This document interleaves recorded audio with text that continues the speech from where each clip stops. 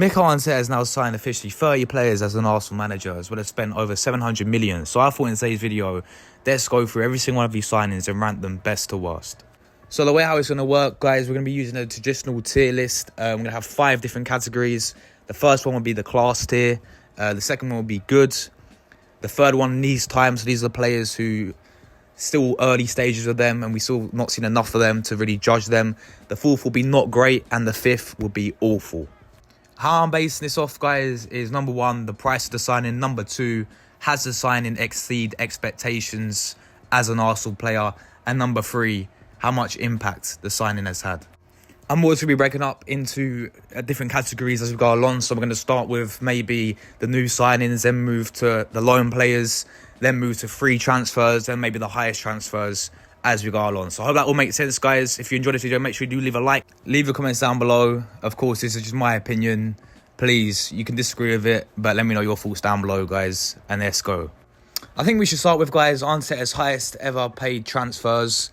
These are players, of course, that we spent the most money on, and Arteta spent the most money on. So we're going to start with Arsenal's highest ever club signing, Declan Rice. Arteta signed Declan Rice in the summer of 2023 from West Ham United for a club record fee of 100 million. At the time of this transfer saga, Arsenal and Manchester City were the main 2 clubs in the race to sign Declan Rice, and Arsenal, of course, came out on top. There's so much controversy about his price tag, so much controversy about Arsenal overpaying yet again, so much controversy about Arsenal looking back when we signed players like Nicolas Pepe for 72 million, not learning from their mistake, if that makes sense. However, Declan Rice has been absolutely superb and has been well worth the money. At his time at Arsenal, the level of consistency shown, the level of consistent performance week in, week out has been absolutely exceptional to watch. And he's obviously played different roles as his career at Arsenal's gone along. We've seen him play in the number 8 role now, in a more advanced role, getting a bit more freedom playing there. We know he's predominantly a 6 when we signed him as well. He could play, filling in both the roles, I really think. And I think as a player, he's shown that leadership. He's shown that winning mentality. He has a great attitude. And overall, as a player, he's elevated our midfield to that next level. One of the most consistent players we have at the club. And for me, he goes straight into class. 60 million down the drain. Kai Havertz scores again, is next up on the list, guys, of players who Arteta, of course, signed. One of Arteta's highest ever signed players was none other than Kai Havertz from Chelsea. Arsenal signed him in the same window as Declan Rice for 65 million. And I think this is probably going to be the most controversial one on the list of players that Arteta has signed. At the time of when we signed Kai Havertz, many people, including myself, were against the signing. In terms of the money that was spent, in terms of what we saw at Chelsea in the past 3 seasons, where he's not been consistent enough, in terms of Arsenal signing another Chelsea player, and in terms of other players being out there available for a cheaper price that we could have gone and got. However, Kai Havertz has made me eat my words, has put mud on my face, because the way how this guy's going about his business, I will completely hold my hands up and say I got this wrong, guys, in terms of down this guy when we signed him. I actually think he had a very tough start when he came into Arsenal. We saw him, Arteta trying him to work out as a number 8, playing him the left centre mid role for a majority of the first half of the season. He's even playing like players party at right back, dropping the likes of Gabriel just to force Havertz into the midfield effectively. Havertz shown his quality when he came off the bench a few times against Brentford, if you guys remember. There's a few occasions where he came off the bench, actually changed the game, which I really liked about it. And then Arteta finally converted the guy back to the centre forward role. And ever since he's done that, I think he's found his position at Arsenal. He had a very consistent end to the season last season, and he's only gone and followed it up this season, guys. He's been probably one of our best players this season. And I believe he's one of Arsenal's most important players this season as well, in terms of if he gets the goals for us up front, and the performance that he's been having, if he keeps it consistent, I think we'll be in for and himself as well, as a player, will be in for a very, very successful season. Kai Havertz, to me, goes in the class tier. Benny Blanco is up next, guys, in Arteta's most highest signed player, number 3 on the list. Signed him in the summer of 2021. 50 million was the price tag for Ben White, of course, from Brighton. And once again, another interesting signing. I remember at the time it was a bit overpriced if you looked at it in that sort of period of time. I think fans were looking at it thinking 50 million is a lot for Ben White. And when he first came in, of course, you guys got to remember he was a centre-back. In his first full season as an Arsenal player, he was a centre-back. And if we're being honest with it, I don't think he was that consistent as a centre-back. I don't think he was that good, to be honest, as a centre-back. He had some good games here and there, but that level of consistency was not there for him. However, as soon as this guy's been converted to a right-back, and we all remember the first game of that season against Crystal Palace, guys, when he won the game 2-0, and we're like, why is Ben White playing right-back? What's going on here? He has been one of the best right-backs in the Premier League. And I stand by that. The level of consistency this guy's shown at Arsenal as a right-back has been phenomenal. And it's just the attributes that he's shown. Defensively, he's been completely solid. He doesn't get caught out of position too much. And he's overall a solid right-back, to be honest.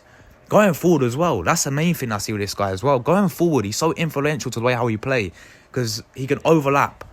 He can actually cross a ball as well. Not many fullbacks can really cross a ball in this Premier League. If you really think about it, guys, Ben White can.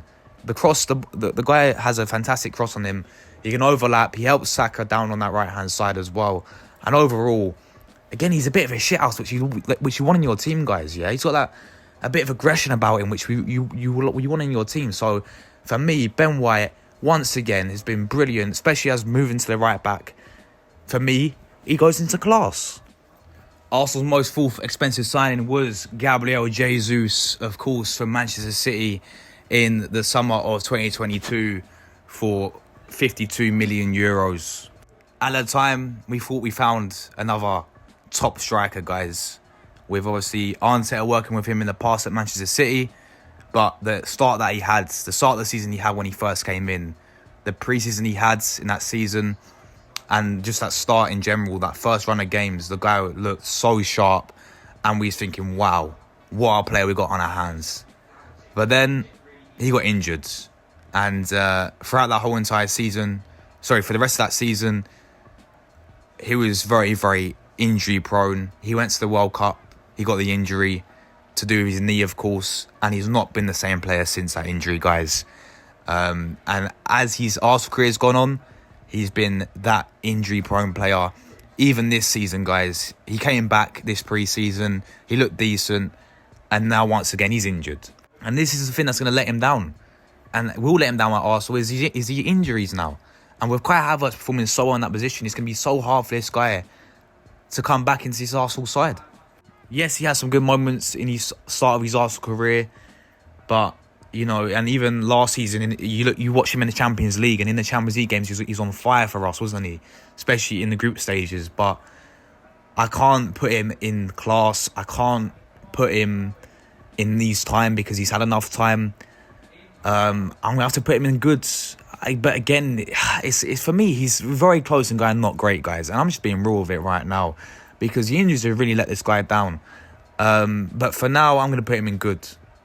So Arteta's fifth most expensive signing was Thomas Partey from Atletico Madrid. Arsenal obviously activated his release clause from Atletico Madrid in 2020. 45 million was the fee. And at the time, I remember the excitement about this guy coming in was unreal, guys. Yeah, it was like, wow, this is a quality signing. And to be honest with it, guys, if it's not the injuries, if it's not him being injured every single season effectively, this guy walks into the class tier. And I'm very tempted to put him in the class tier anyway, just because of how much of a quality player he is. But I have to be fair with it. And if Jesus is going a tier below because of injury prone, we have to give the same energy with Thomas Partey.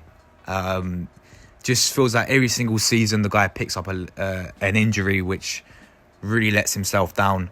We know on his day as a player, the guy is so important to this Arsenal side and is one of the best midfielders I believe in the Premier League. When he's fully fit on his day, he is quality, guys. But it's just the injuries for me. I've got to be fair with it. So Thomas Partey for me, not going to go in the class tier. he will have to go in the good tier. So that's the most expensive signings out the way, guys. Now let's move to the goalkeepers, because Mikel Arteta signs a reasonable amount of goalkeepers as Arsenal manager. And we're going to start with, I'll tell you what, I'm going to get this one out the way first because we signed him this window. He's not played yet for Arsenal. It is, of course, Neto on a loan deal, season-long loan from Bournemouth. So he's going to go straight in to needs more time, guys. Obviously, he's not played yet. He's actually cup-tied from the League Cup, so we might actually see him until the FA Cup game, all the way in January. Or maybe he'll be given an opportunity in a Premier League game here and there, or end of the Champions League, just to see if we're already through. But I highly doubt that, guys. I think we'll most likely see Neto play in the FA Cup. So it's just going to be a loan deal from Bournemouth. I think it's a decent loan deal. We've not seen him play yet, so therefore, pretty simple. He's going to go into needs more time. So let's talk about, of course, our number one right now in David Raya. Of course, we signed him originally on a loan deal from Brentford, and then we made it permanently this summer, in fact, for 31 million euros. Last season, he won the Golden Glove. Absolutely phenomenal. Of course, there's a bit of controversy when he came in because he overtook from Ramsdale, and he had a very tough start when he came in fact. I remember he had a very shaky start in his first couple of games as Arsenal goalkeeper. There was a period of time where fans were singing Ramsdale's name. I remember it was, I think it's against Chelsea, that 2-2 game, right?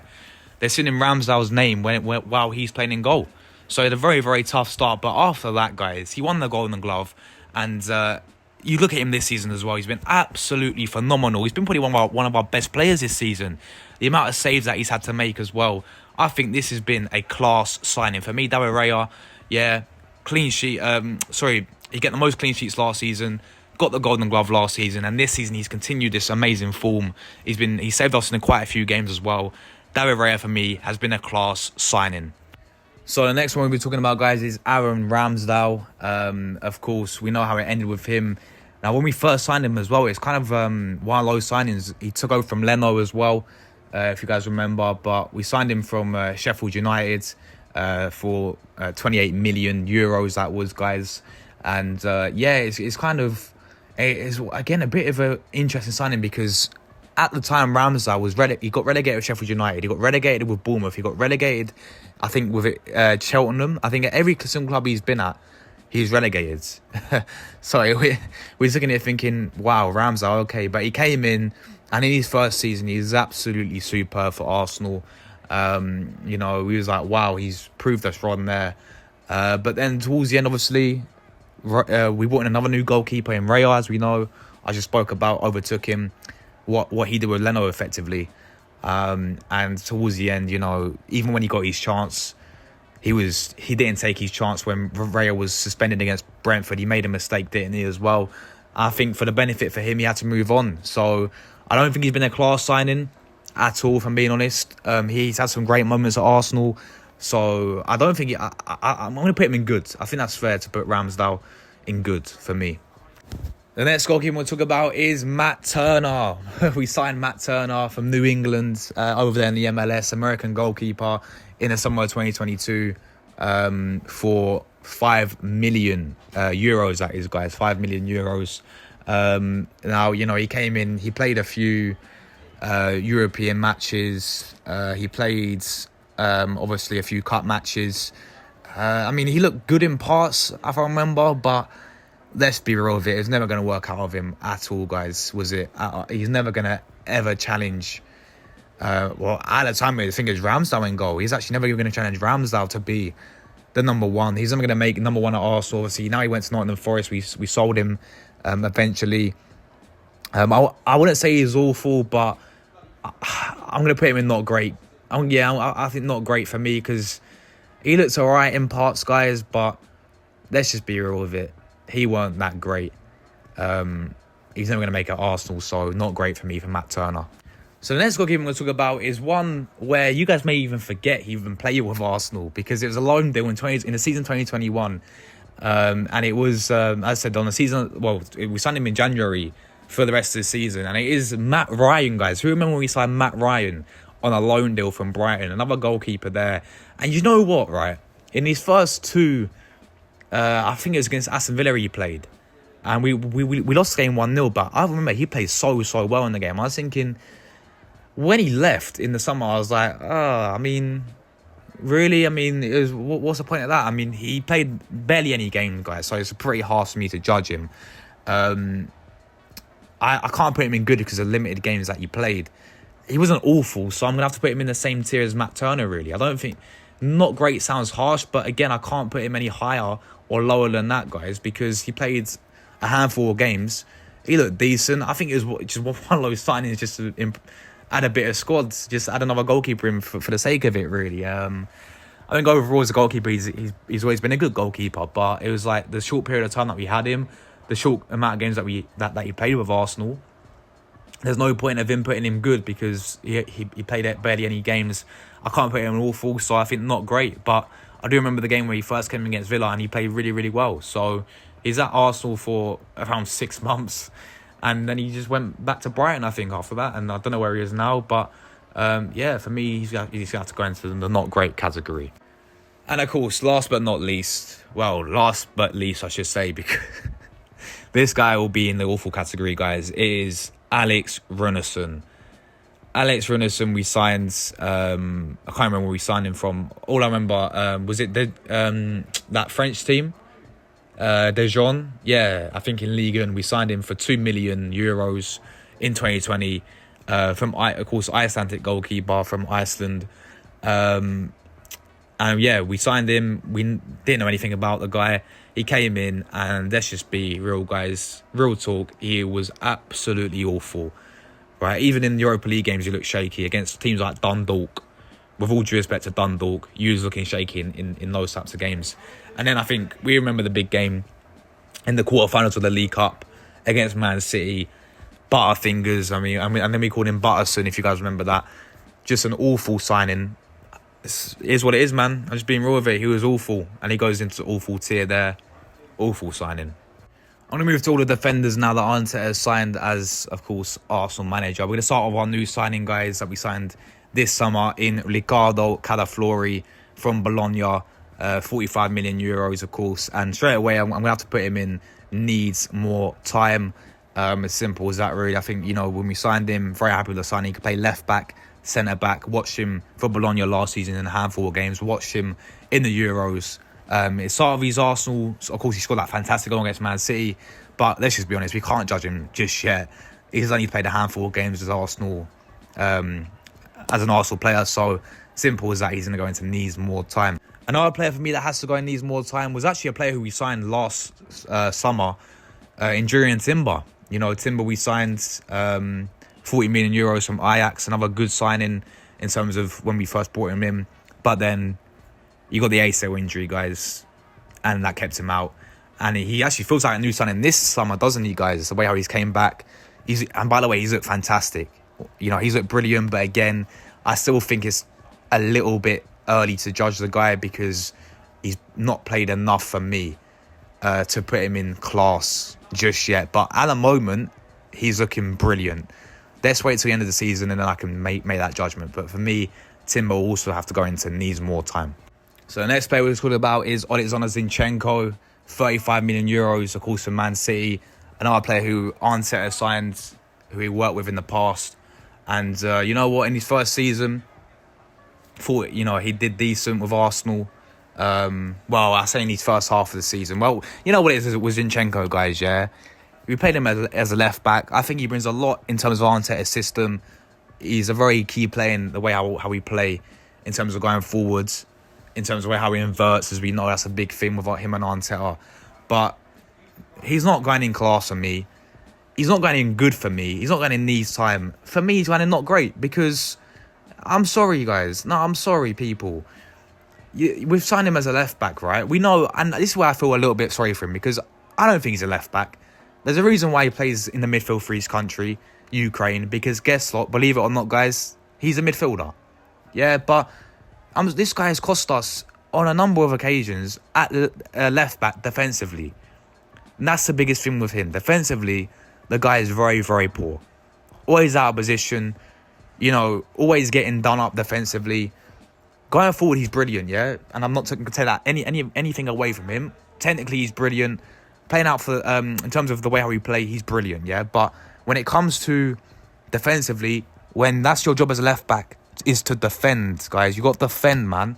He can't do that. He's poor defensively. So it may sound a bit harsh, but you know, let's just be real with it, guys. The guy for me is gonna go not great, in my honest opinion. So the next player we're going to move on to is Gabriel Magalhaes. Of course, we signed him 26 million euros from Lille in the summer of 2020. And yeah, he has been absolutely phenomenal. One of our best defenders in the previous seasons, guys. We know how solid he is defensively, the partnership he's built with William Saliba, how much of a beast he is at the back. But also going forwards, the amount of goals this guy gets going forward from set pieces is unbelievable, man. Gabriel, and look at the fee, guys. 26 million euros we paid for him, man. Absolute bargain. He's one of the best defenders at the club. We know how good the guy is. It's no question. Gabriel Magalhaes goes straight into the class tier.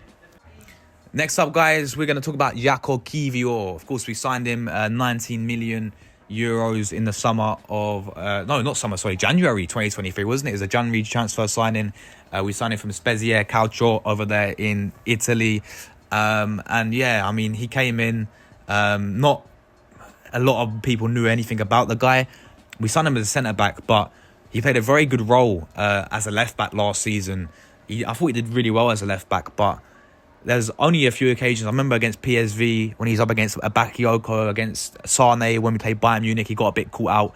But again, he was playing left back. We know his more position is a centre back. I think overall he's been a decent player in squad depth, guys. I think he's been an overall decent player. I think he's came in and done his job, really. I mean, he's nothing spectacular, but I think goods will be fair to give to Kiwior. You know, he's not had too many bad games other than when he was at left back, really. So other than them two occasions I spoke about, other than that, I think he's been solid, man. I think it's fair to put him in good. So next player to talk about is Tairiko Tomiyasu, who signed from Bologna in 2021, of course, for 18 million euros. We signed him from Bologna, and the issue with him, like most players we spoke about on this list, is injuries, man. This guy is so injury prone, but when he's fully fit, he's a decent player. He is, and what he gives you is that versatility as well, you know. Can play right back, can play centre back, can play left back as well. We all remember the game against Mohamed Salah when we beat them 3-2 in 2 years ago. He pocketed Salah, people. We all remember that, man. And he's decent going forward as well. So Tomiyasu, for me, it's going to be the same story with what I said about Partey and Jesus. He's a good player. I think he's better than not great, because I think he's came in and done decent with Arsenal. It's just injuries let this guy down. So for me, Tomiyasu is going to go in good. So our next defender we signed was Pablo Mari. We signed him from Flamengo in the Brazilian Serie A, of course. We signed him, of course, centre back. Yeah, we signed him for obviously 6 million euros in the end. And well, I think at first it was a loan deal, wasn't it? And then we signed him permanently, and then obviously we sold him off. He's no longer here, as we know. But yeah, this guy for me was poor, man. If I remember, I don't remember anything he did significantly good. He was poor for me. For me, he was awful. I'm going to have to put him in the awful category, guys. Yeah, just not great. Not great whatsoever. Was never going to work out at Arsenal whatsoever, was it? So for me, he's going to have to go in awful, unfortunately, guys. So the next defender we'll talk about is the Olympic sprinter in Nuno Tavares. You know what, guys? I feel like we got the wrong Nuno, man. We should have got Nuno Mendes from PSG. He's a baller. But instead of, we got Nuno Tavares as a left-back, 8 million euros from Benfica in 2021. Again, nobody knew anything about the guy. And the reason why I call him the Olympic sprinter, guys, is because this guy should be a winner, man, like a left winner, because he's rapid. He's quick going forward. And you know what? He actually had a few good games when he played. I remember against Man United when we beat them 3-1 and he scored that goal. But then he had other games where... Who remembers that game in the FA Cup, guys, against Nottingham Forest? The guy got 20 minutes in, got subbed off tactically as well. He wasn't even injured. He got subbed off tactically for Kieran Tierney because of how poor the guy was playing. That must have shattered his confidence, yes. There's a few occasions. I mean, if you watch the All or Nothing documentary, guys, Arteta completely ripped into the guy. I think when we played West Ham in the first half, but he's actually playing over Tierney quite a lot, and I was surprised about it. He was poor, man. If we're being honest with it, defensively he was shambolical. I think it was an awful signing. I'll be honest, guys. Yeah, it's just like. Is that type of player for me that, do you know when you watch YouTube compilations, you get all gassed up? He's like he's playing in a YouTube compilation every single week. You know what I'm saying? He's like, he shows some fantastic skills and do some, look really good going forward at times. And other times he just looked like pathetic. And for me, he was not great, guys. Let's be real with it. He's going awful for me. So the next defender we're talking about, guys, is, again, it's kind of harsh to put this guy in here because I don't even remember a proper game. I think he played one game in when we played against MLS All-Stars in pre-season. But Austin Trusty, we signed, of course, guys. We have to include him because it is one of our Arteta's signings. But he played like one game with Arsenal, 1.80 million euros that we signed him from Guardiola Rapids from MLS. And then, yeah, he played one game with Arsenal, MLS All-Stars. And that was it. And then we sold him to Sheffield United in the end. It's so harsh for me to put him in awful. But there's nowhere else to put him, is there? I can't leave him out because he's one of our Arteta signings. So, yeah, he's just going awful, guys. It's harsh to put him in there, but it's just, man, he barely even got any game time whatsoever. He played one game. So, there. Simple as that. And the final defender that we of course did sign was Cedric Suarez. We signed Cedric Suarez, guys, in the lockdown season. In the end was a free transfer. I think we loaned him first, and then we obviously signed him on a free in the end from Southampton. Now when he first came in, I remember the goal we scored against Norwich, man. He came in, scored that really good goal, but other than that, guys, he was very, very poor at Arsenal. I know he's more of a squad player, but yeah, I mean, he was not great, was he, whatsoever. He was there to teach the dog Portuguese, teach Win a bit of Portuguese, try and train. He was a dog trainer at the end of the day, and that was really it. So Cedric, for me, awful signing. So this final bit of players, guys, we're just basically going to quick rank the ones that we got left. Basically missing, guys, in terms of categories. I can't rank them in any other categories, really. So we're going to do the ones that we got left on the list. I'm going to go with mine, Odegaard. Of course, we loaned him first. And then we signed him permanently for 35 million. 35 million euros of price tag was for a player like Odegaard from Real Madrid. Unbelievable signing, guys. He's now, of course, Arsenal's captain, as we know. But that is, I'd say, probably one of Arteta's best signings for me. Yeah, for sure. I think he's up there as one of Arteta's best signings. If not Arteta's best ever signing, we know how good. He needs no introduction. Odegaard, walk straight into class tier. Simple as that. The next player I want to talk about, guys, is T-Bag from Prison Break, a.k.a. Fabio Vieira. We signed him, obviously, from Porto. 35 million euros was the price tag. And, yeah, lots of high expectations for this guy coming in. People were saying, this guy's really, really good. When he came in, obviously, he had a very good start, I remember, in that season. He scored that goal against Brentford. Everyone was getting a bit gassed up. He looked good in Europa League games. But, yeah, this guy has, again, suffered with injuries. And just not being consistent. I mean, obviously, we've loaned him back to Porto now as well, by the way. For the money that we paid for him, the guy's been underperforming. He's not been good enough for me. Yeah, I just don't see it with him. The guy, I think the big thing with this guy is physicality. He's got great technical ability, but he's very, very lightweighted in terms of physicality. I don't think he's physical enough to play in the Premier League for me. So for me, he's going to go into the not great category, guys. So we're going to move to Mikel Merino next, guys. Of course, we did sign him this summer. Again, he's going to go straight into needs more time. Of course, we signed him as a natural number 8, So I'm looking forward to see this guy play. We, of course, paid 32 million euros for the player. Looking forward to see what he does do, but he's going to go into needs more time. Now we've got Mr. Clutch himself, Trossardinho. What a player this is. What a signing this has been, by the way. We signed him, of course, from Brighton in January, guys. 24 million euros. And this guy, as I said, he's been Mr. Clutch, yeah? This guy, game changer. He's a game changer on the bench. You need a goal, bring on Trossard. He'll change the game. And overall as a player, I think he's been phenomenal. Yeah, I think he's been absolutely brilliant. He's been playing a few different roles. Left wing, sometimes as a centre forward, like a number 9 as well. False 9, you can call it. And a few occasions he played into deep midfield, left centre mid. But For me, Trossard's been absolutely superb. I think this, for me, has been a class signing, yeah. He's been superb, Trossard. Missed the clutch. He's going to go in there. Let's move to Sambi Lokonga, guys. Again, another player I think was recommended by Henry when coaching him in the Belgium setup. But yeah, we signed him from Anderlecht, 17 million euros. He played quite a bit when he first came into Arsenal, but just never worked out for him whatsoever, did it, guys? Sambi Lokonga. He's had loan deals at Luton, at Sevilla. But yeah, for me, he was not great. He's going to have to go. I'm going to have to put him in awful, guys. I never saw the guy. I never saw it with him, man. He had a few good moments, but majority of the time was so... I just think you could tell he's never going to make it at Arsenal, man. And it's a shame, but it is what it is. He's going to have to go in awful, guys. Next up, we got Marquinhos, guys. A player who, again, we signed him from Sao Paulo. We actually got him on a free transfer. And Edu said here's 3 million to keep good relations with Sao Paulo. He's gifting them free money like it's nothing. But anyway, we signed Marquinhos. We thought he was going to be another Martinelli regen. He actually scored on his debut, didn't he, against Zurich in the Europa League. And, he was crying and everything when he scored. But then after that, he never got the chance. I think he's at Flamengo or Fluminense, wherever he is, or Sao Paulo.